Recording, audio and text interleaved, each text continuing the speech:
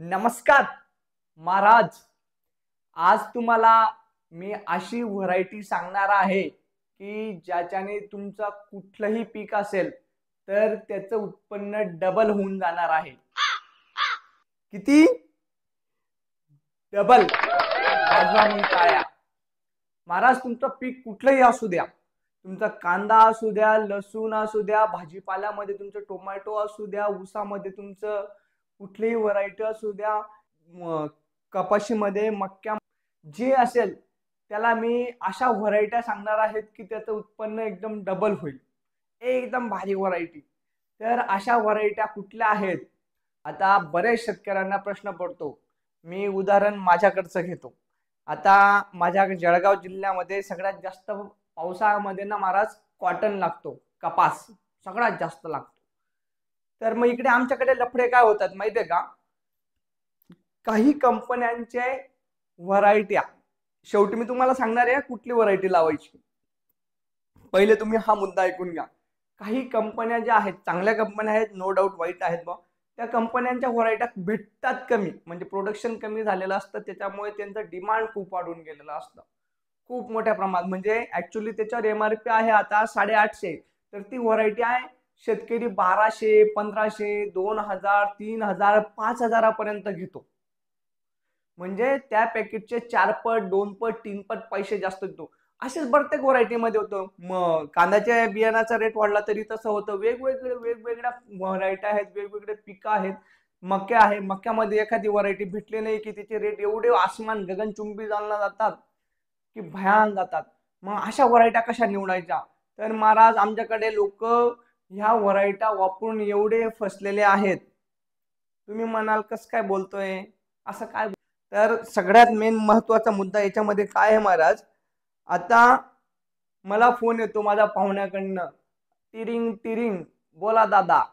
मग भाऊ, मला अशी अशी अमुक अमुक कपाशीची व्हरायटी होती, कॉटनची व्हरायटी होती, त्याला एका एकराला 17 क्विंटल उत्पन्न आलं. असं का? 17 क्विंटल? बहीण, आमनं तर 5 क्विंटल येत झालं. आमचं 5 क्विंटल येतं. मग दादा कुठली आहे व्हरायटी? हा अशी अशी आहे. हा, मग मी आता तपास करत. मग तो इकडे तपास करतो, त्याला सांगितलं गेलेलं राहतं 50 किलोमीटरवर दूर राहणाऱ्या पाहुण्याकडनं. किती किलोमीटर? 50 किलोमीटर. आणि हा भाऊ ती व्हरायटी लावतो जी याला 7, 8, 10 क्विंटल उत्पन्न देणार होती ती सोडतो, आणि जी 17 क्विंटल झालेली असते ती सांगतो, ती ऐकलेली असते ती लावतो, आणि लावतो महाराज, आणि उत्पन्न येतं 3 क्विंटल. म्हणजे म्हणजे महाराज, तुम्ही या गोष्टीमध्ये फसला असाल, खोटं बोलायचं नाही. 5-10 केसेस जर झाल्या ना, तर 8 केसेस मध्ये अशाच उपाध्या झालेल्या आहेत. 2 केसेस सक्सेस झाल्या असतील, पण 8 केसेस मध्ये अशाच उपाध्या झाल्या आहेत की उत्पन्न बसत नाही. मग व्हरायटी लावायची कुठली? महाराज, तुमचं पीक कुठलंही असू द्या, कुठलंही, मी सांगेल ना ही व्हरायटी लावा फक्त. कुठली रे? आता तुमचं पीक कुठलंही असलं ना, तर तुमच्या आजूबाजूचा एरिया, म्हणजे कसं, म्हणजे समजा तिथून तुमचा एरियाची जमीन जशी आहे, पाण्याची पद्धत जशी आहे, जमिनीची पोत जशी आहे, तसं तुमचा आजूबाजूचा पोतही असेल, बरोबर. 5 ते 10 किलोमीटरच्या अंतरामध्ये, 5-10 किलोमीटर बी भरपूर झालं, 1 ते 1.5 किलोमीटरच्या अंतरामध्ये जी जमीन आहे तिथे तुम्ही सर्वे करा महाराज. स्वतः सर्वे करा. 1 सोडून 10 शेतकऱ्यांना भेटा आणि त्यांना विचारा की, आता कॉटनच म्हणा, त्यांना विचारा की तुला कुठली व्हरायटीचे उत्पन्न जास्त आलंय किंवा येतेच.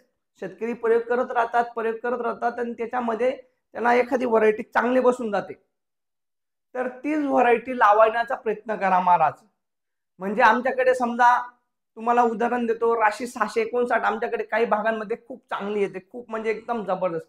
तर मग तिकडे जागावर दुसरी ट्राय मारण्यात कशाला रिस्क घ्यायची? तीच लावायची ना.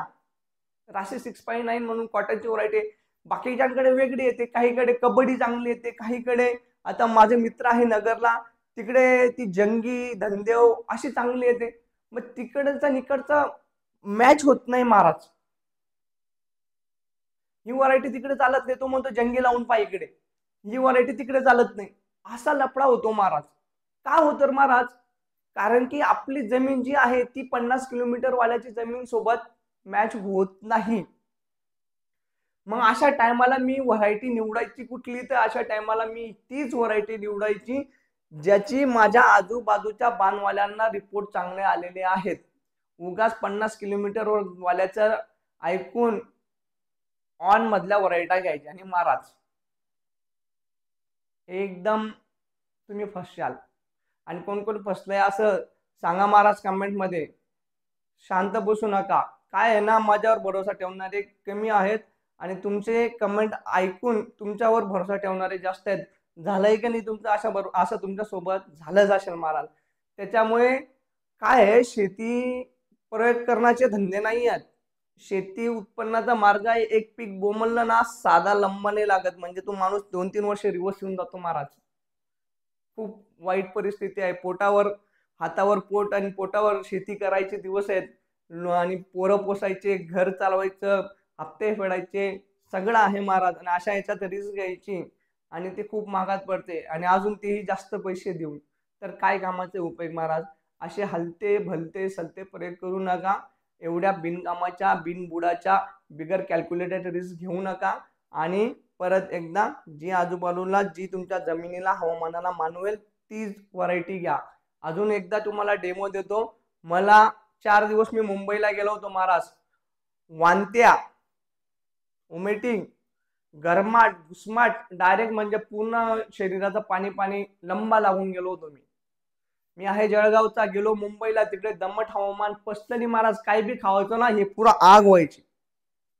असं वाटायचं इकडे येऊन मी मजुरी करीन, दुसऱ्याकडे कामाला जाईन, दुसऱ्याकडे सालं लागीन, पण मुंबईमध्ये जाणार नाही रे बाप्पा. असं बऱ्याच सोबत होतं. का? हवामान मानवत नाही महाराज. मला आता इकडची सवय पडली, मला ह्या गोष्टीची सवय आहे, तर मी इकडे ऍडजस्ट करेन. तिकडचा काश्मीरचा इकडे आला तर लंबा लागून जाईल. आपण तिकडे काश्मीर गेलो तर लंबे लागून जाऊ. तर अशा विषय महाराज, ज्याची जमीन ज्याला त्याला मानवते त्यानुसार व्हरायटी तुमच्या आजूबाजूची सिलेक्ट करा. उगाच फालतू याच्यात जाऊ नका आणि कोणाच्या सांगण्यावरून आपल्या पिकाची उत्पन्नाची नासाडी करू नका. जय हिंद, जय महाराष्ट्र.